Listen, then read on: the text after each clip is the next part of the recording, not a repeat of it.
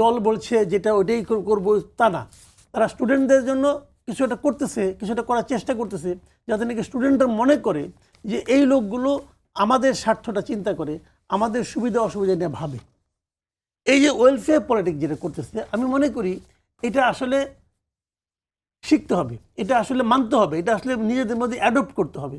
কেবল ছাত্র সংগঠনই না, আমাদের জাতীয় পর্যায়েও যে দলগুলো আছে তাদেরকে ওই চিন্তাটা করতে হবে। যে এখন হয় কি, আমাদের দেশের সাধারণ মানুষ কিন্তু মেনেই নিয়েছিল এতদিন যে আমরা যে ভোট দেব, ভোট দেওয়ার পরে আমরা আর কেউ না, আমাদের কাজ হবে খেলে মাঝে মাঝে তাদের সামনে যে জিন্দাবাদ বলা আর স্লোগান দেওয়া, এছাড়া আমাদের আর কোনো কাজ নেই। জিন্দাবাদ বলবে, এক প্যাকেট বিরিয়ানি দিবে, খেয়ে চলে আসবো। কিন্তু সেই পলিটিক্সটার মধ্যে একটা প্রশ্ন এখন এই ঘটনা কিন্তু ঘটিয়ে দিয়েছে যে না, আপনাকে ভোটারকে খুশি করে আপনাকে ক্ষমতায় আসতে হবে।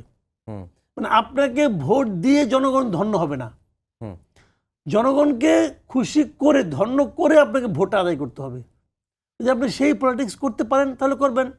ওই যে মাঝে মাঝে এক সময় একটা জোক ছিল, যদি ক্লাসে যে ফার্স্ট বয় হয় সে ডাক্তার ইঞ্জিনিয়ার, ফার্স্ট সেকেন্ড বা ডাক্তার ইঞ্জিনিয়ার হয়, এভাবে নামতে নামতে যে একদম ফেল করে সে পলিটিক্যাল লিডার হয় এবং মন্ত্রী হয় এবং বাদ বাকি সবাইকে সে চালায়।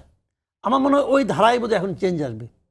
কারণ এখানে আমরা দেখলাম ডাকসুতেও যে মেধাবী স্টুডেন্ট যারা, তারাই কিন্তু এই নির্বাচনে ভালো করলো। এখানে একটা স্বতন্ত্র একটা ছেলে সভাপতি পোস্টে, মানে আপনার মানে ভিপি পোস্টে, শামীম হোসেন, সে কিন্তু খুবই আলোচনায় আসছিল, কিন্তু প্রায় 38 না 34 ভোট পাইছে।